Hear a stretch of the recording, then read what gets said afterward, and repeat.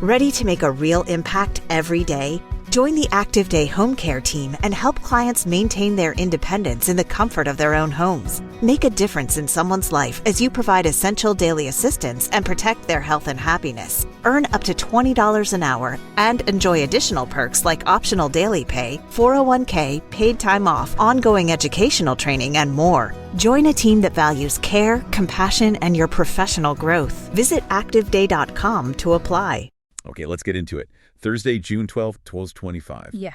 Something pretty major hit the digital world. Yeah, you probably felt it, right? Maybe an app wasn't working, music cut out, messages just wouldn't send. Exactly. And what looked like just, random glitches everywhere turned out to be this huge cascade. Yeah.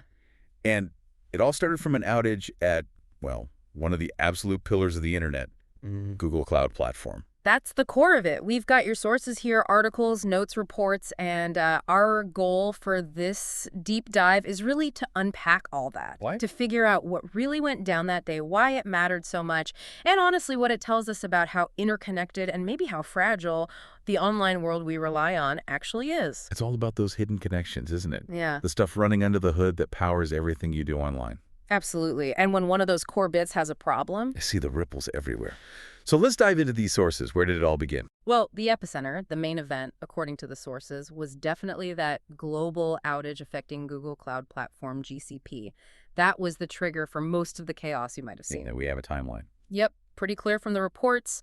The main issue hit roughly between 18.49 BST and 21.49 BST on June 12th. Okay, so for people in the central U.S., that's like right in the middle of the afternoon, 1.49 p.m., stretching into the early evening, almost 5 p.m. prime time. Exactly. And what's really surprising, based on what Google themselves confirmed in the sources, the actual cause. It wasn't like a cyber attack or a fiber cut. Google said it was an invalid automated quota update to our API management system, which was distributed globally. Oh, okay, hold on. An automated system update messed up? Yeah, causing external API requests to be rejected. Basically a piece of software that automatically manages access limits. Just got it wrong. And that caused all this. It sounds almost mundane, right? But think about it. That API management system is like the gatekeeper for countless digital requests hitting Google services. APIs, those are the building blocks, how a software talks. So the automated gatekeepers accidentally put up a global stop sign for tons of essential digital traffic. You got it. And that immediately slammed Google's own stuff first. The sources list: Google Chat, Gmail, Drive, Docs. I saw reports mentioning spikes for Google Meet too, even if it wasn't like a full-blown red alert outage for Meet specifically. Right. And core tools for developers using GCP, like the Google Cloud Console, started throwing out 503 errors, which basically means service unavailable to anyone trying to connect. And this wasn't just like one data center. No, the sources are clear. It was global. Reports came in from regions in Africa, Asia, Taiwan, South Korea, India, Australia, Europe, Finland, Italy, Germany, Canada, the US. Pretty much worldwide impact. Okay, but Google did jump on it quickly. They did. According to the sources, they worked fast to bypass that faulty offending quota check. That allowed most regions to start recovering within about 2 hours. Most regions. Yeah, the sources flag a specific issue in the Central 1 region. Recovery took much longer there. What was that?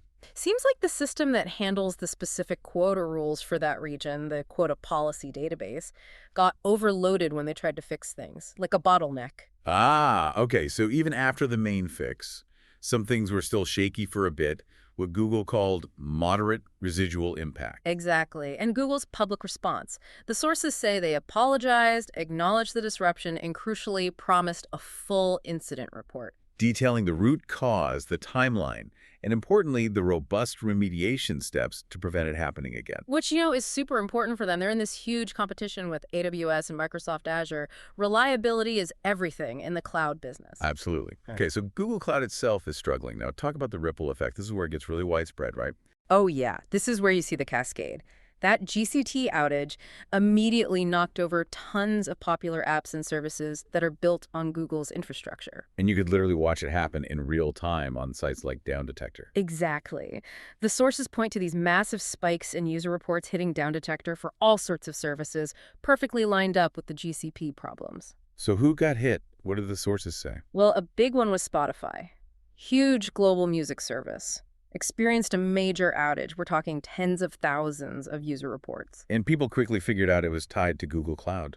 Yeah, reports linked it directly. The big question online was just, is Spotify down? Okay, well, Discord, the chat platform, widespread issues there too.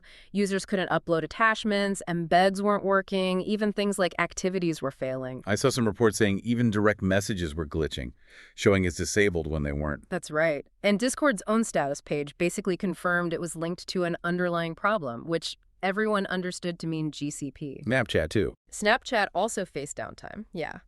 User reports and Down Detector definitely showed problems around the same time. Though, interestingly, Snapchat's official status page wasn't detailing a specific ongoing cause when reporters checked. Then there was Replit, the online coding platform. They were pretty direct about it, weren't they? Incredibly direct. Their statement mentioned their upstream cloud providers having a wide-ranging outage, and they pointed the finger squarely at Google Cloud. It affected their main site, their coding environments, AI features, hosting the works. What about Twitch? I saw mentions of that. Yeah, reports on some news sites like Mint indicated Twitch was also caught up in the wider outage. Their own status page mentioned identified web issues, a bit more general, but the timing fit. The sources also mentioned Fubo, the streaming service. And there were those weird spikes for mobile carriers like Verizon and AT&T on Down Detector. Right, but that's an important clarification the sources make. Spokespeople for the carriers quickly said their own networks were fine. So the problem wasn't the phone network itself. It was the apps and services on the internet that people were trying to reach using their phones. Precisely. The third-party services were down because of GCP, so traffic trying to reach them looked like a problem, but it wasn't the carrier's fault. Okay, so GCP was clearly the main domino, but the sources say things were even more complicated that day. Cloudflare and AWS were also in the mix. Yeah, this adds another layer. While GCP was the big story, Cloudflare also had its own separate significant service outage on the very same day, June 12th. Wait, separate, not just a ripple from Google. Mostly separate, yes. Cloudflare said their outage hit a bunch of their critical services. Workers, KV, Warp, Access, Images, parts of their dashboard. And their cause was different. Completely different, according to them. They attributed it to a failure in the underlying storage infrastructure used by our workers' KV service. So a problem with their own internal database system. Okay, but didn't the sources mention some link to Google Cloud for Cloudflare? There's a small nuance there, yeah. A Cloudflare rep did mention that a limited number of services at Cloudflare use Google Cloud and were impacted. Ah, okay. So a tiny piece of Cloudflare was affected by the GCP outage, but their main big outage that day was their own internal issue. Exactly. It just shows how layered these dependencies can get.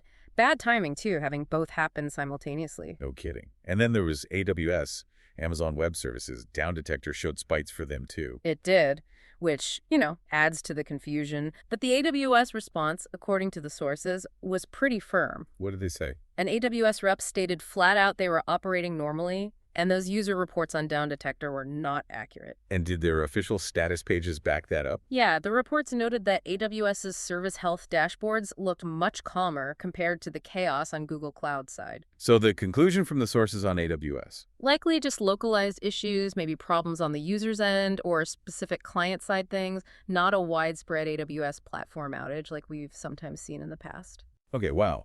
So let's zoom out. You've got this massive Google Cloud failure causing chaos for countless apps. Yeah. You've got Cloudflare having its own major unrelated failure on the same day.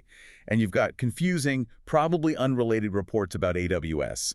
What does this whole mess on June 12th tell us about, well, the internet we use constantly? I mean, if you wanted a stark reminder, this was it. It really highlights the incredible interconnectedness, but also the inherent vulnerability of the whole system. It's like you don't realize how much relies on these few foundational pillars until one of them shakes. Precisely. It shows how one failure, even something seemingly technical and small like that invalid automated quota update at a single major cloud provider, Can just instantly ripple outwards, affecting millions of people globally, hitting services they use for work, for talking to friends, for entertainment. And the reason it cascades like that is because such a huge chunk of the modern internet runs on just a handful of these giant platforms, GCP, AWS, Azure. Creates these massive potential single points of failure, doesn't it? It does. Now, obviously, these companies invest billions in redundancy and resilience. They're designed to handle failures. But the scale is just immense. And the complexity. Exactly. The sheer scale and complexity mean that even apparently minor internal issues can sometimes have these outsized global consequences. Nobody's perfect, even at that scale. It also kind of highlights how quickly we all know about it now, right? Yeah. Going down detector lights up, the chatter on social media. Absolutely. It shows the power of that real-time public awareness. And it really underscores why it's so vital for these providers to have super rapid response plans and, importantly, clear, transparent communication through their status pages. So you're not left wondering if your internet's broken or if, half the web is. Okay, so let's try and wrap up this deep dive, pulling from all these sources you brought. The big event, that global Google Cloud outage on June 12th, 2025. Right. Hammered Google's own services, then cascaded out to major third parties like Spotify, Discord, Replit, and others. And then, adding to the chaos, Cloudflare had its own separate major outage the same day from a different internal cause. The whole day was just a really potent, real-world demonstration of how deeply dependent we are on this cloud infrastructure. And maybe how fragile that complex system can sometimes be. Yeah, fragile might be the right word. Despite all the engineering, it's still vulnerable. And the sources note Google got the main issue fixed and is doing that full post-mortem promising improvements. Which is what you'd expect, yeah. They have to learn from this. But it leaves you thinking, doesn't it? As we push more and more of everything, our work, our entertainment, critical infrastructure onto these huge centralized cloud platforms, events like this really drive home the need for constant vigilance, for incredibly fast response plans. And maybe, as some of the implications in the sources suggest, we need to think more seriously about diversifying how the Internet's foundations are built. It's a huge question. What does this really mean for the future design, the future stability of this digital world we all live in now? Definitely something to think about as you click around online today.